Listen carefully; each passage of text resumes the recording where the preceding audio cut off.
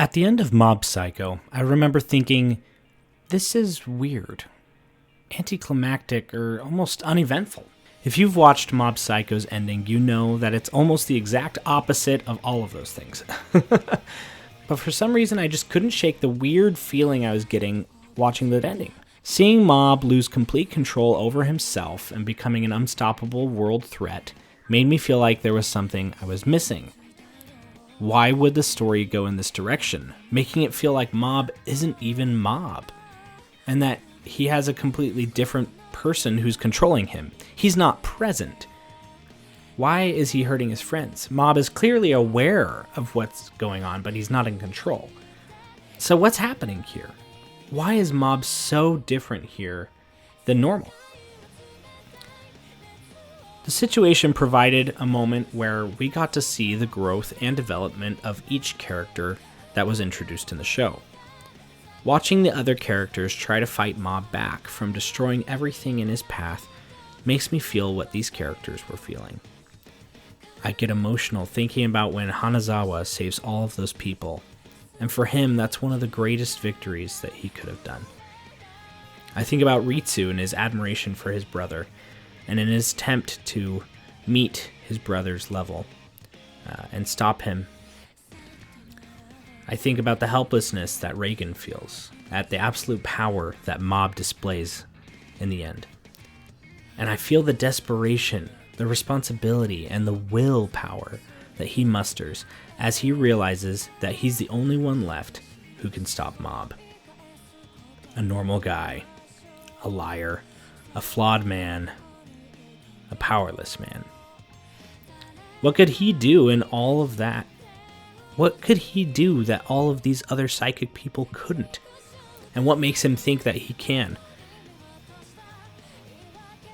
It's in this moment when Reigen throws all caution to the wind and pushes himself to his limits to catch up to Mob that I realize something.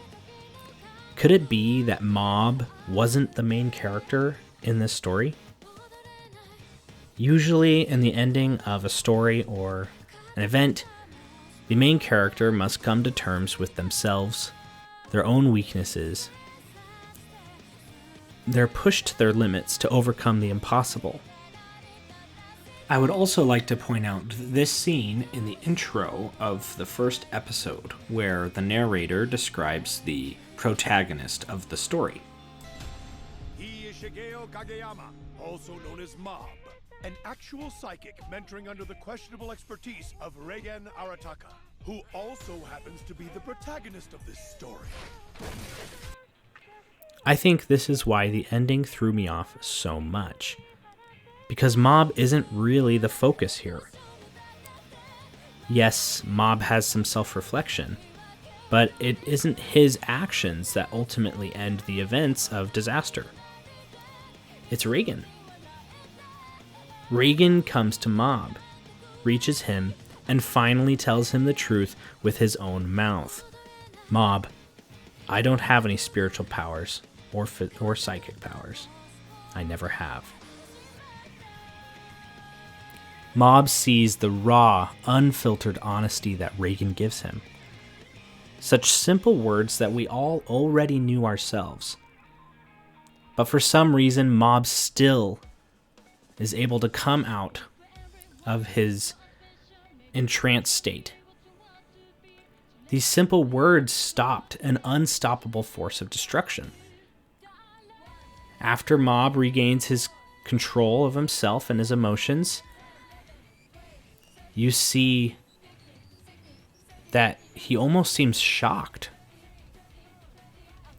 And at first glance, it looks like it's shock. He seems shocked that he's hearing that his master and his best friend has been lying to him this whole time.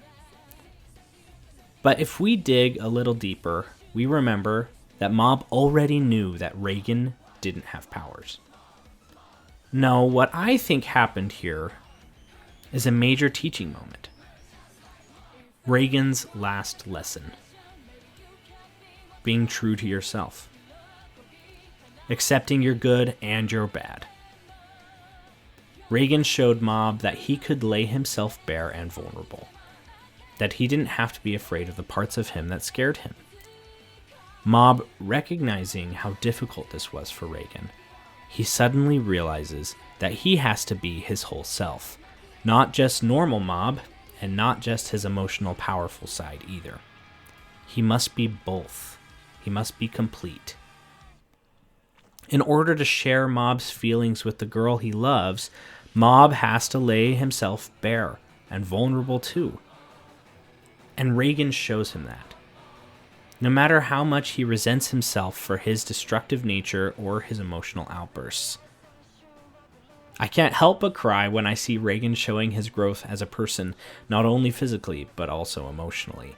In this moment when he's running to Mob and he reaches him, and he finally is able to open up to him and tell him that it's okay.